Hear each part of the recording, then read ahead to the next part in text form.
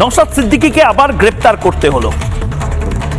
সবচেয়ে বড় কথা, নওশাদ সিদ্দিকীকে বাইরে রাখা যাবে না বোধহয়, কারণ নওশাদ সিদ্দিকী যত বাইরে থাকবেন তত মমতা বন্দ্যোপাধ্যায়ের সমস্যা, এবং সে কারণে নওশাদ সিদ্দিকী গণতান্ত্রিকভাবে আন্দোলন করতে গিয়ে অ্যারেস্ট হলেন।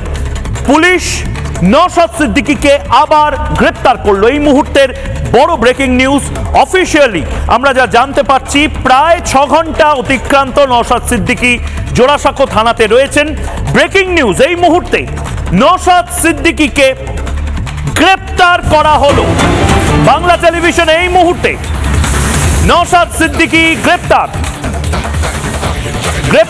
নওশাদ সিদ্দিকী। ধর্মতলায় ধুমধুমার, গ্রেপ্তার করা হলো নওশাদ সিদ্দিকীকে। কাল ব্যাংশাল কোর্টে তোলা হবে। জোড়াসাঁকো থানায় রাখা হয়েছে নওশাদ সিদ্দিকীকে। অসুস্থ বোধ করায় তাকে মেডিকেল কলেজে নিয়ে যাওয়া হয়। আজ সারা রাত নওশাদ সিদ্দিকী, যাকে ভালোবেসে তার অনুগামীরা ভাইজান বলে ডাকেন, তাকে গ্রেপ্তার করা হলো। আজ সারা রাত নওশাদ সিদ্দিকী থাকবেন জোড়াসাঁকো থানায়, এবং তারপর নওশাদ সিদ্দিকীকে এবং 96 জনকে কাল ব্যাংশাল আদালতে তোলা হবে। মমতা বন্দ্যোপাধ্যায়ের এই মুহূর্তের সবচেয়ে বড় ভয়ের নাম নওশাদ সিদ্দিকী।